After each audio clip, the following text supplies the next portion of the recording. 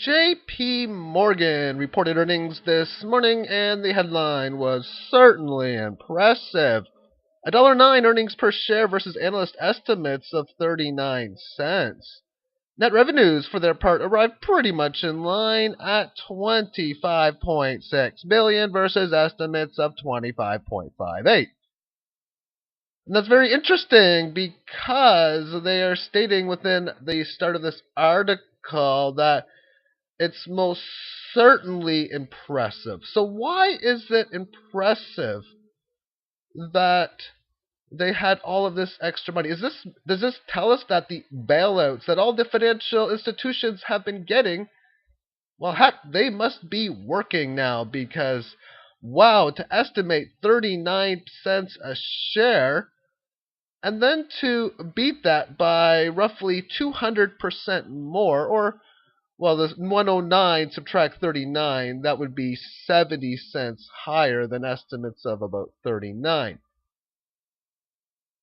And what I have included in this document is their financial statements, which is your income statement and balance sheet. And on the top, you have their income statement. It's very basic. The data source comes from Yahoo Finance. And in 2007, their gross profit was almost 100 billion at 94.7, 112 billion in 2008, and a shade above 100 billion in 2009. Based on their expenses, which are roughly around half of their gross profit, that means they have managed to make about 50 billion in 2007 and 2009 and about 75 billion in 2008.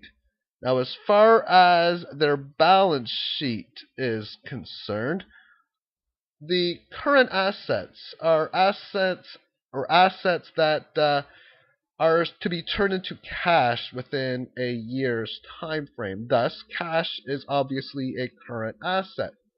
Any accounts receivable that you have, they would also be considered that of a current asset as long as they were owed within the year. As far as long-term assets are concerned, those are assets that are not planned to be turned into cash within a year. They use the name property, plant, and equipment a lot of times because if you have some stores and a lot of your equipment, you're not planning on turning it into cash because it's assets that you are losing. Any accounts receivable that is not owed within the year is considered a long-term asset. Thus, if you owe a mortgage payment to JP Morgan, the amount of money that you owe within the year would be under their current assets, and the amount of money that you owe that will be owed after the year would be in the long-term assets. And the majority of their assets are long-term, and we can see that it's had a huge increase on their long-term assets from 2007 to 2008 and 2009. And the current liabilities far outweigh their current assets, meaning that is a sign of problems for companies when that's the case, because at the start of this year, they were to pay out $1.4 trillion and they were only expecting to have 352 billion coming within the year. But they've been having these situations for quite a while. We have a current ratio here, which is the ratio of assets divided by liabilities. And normally you want this number at 2 to 1, 3 to 1, 4 to 1, or higher. This is 1 in 4. But they got quite a few long-term assets. And if you look on their balance sheet, which doesn't really give you too many fine details for what they are, it's usually these long-term investments, most likely your stocks and well, stuff like that. Now, as far as equity is concerned, equity are your assets minus liabilities. So the total amounts of these assets subtract the total amounts of these liabilities means at the end of the year that JP Morgan's assets or equity is worth 165 billion. At the end of last year, 167 at the end of '08 and 123 at the end of '07. Now I have tangible equity on here because tangible are stuff or things that you can actually physically touch. And well, I can go more in depth to state that the tangible equity is so much different because a majority of their assets and liabilities are that of dollars and digital dollars for that matter. And I really don't see that as being tangible, but they have assets like intangible assets, which they're just stating they're intangible, and that of goodwill. Goodwill meaning how good the company has been doing. How, well, it's not really how good they have been doing, but sort of along the lines of the reputation that they have for being good and all that kind of stuff. And well, thus, it is still positive when you throw in their tangible assets. And, well, generally speaking, when you get into problems where you owe money and you don't have the kind of funds to pay it back, then that's when they take your assets, your longer term assets. So if you were a person who owed a lot of money, say you as an individual owed $250,000 that have to be paid by the end of 2010. So you have 250,000, and you only have $100,000 worth of cash on you. And let's just assume that you got $1 million worth of stocks. Are they going to get you or tell you to sell whatever stocks are necessary so that you can pay the debt?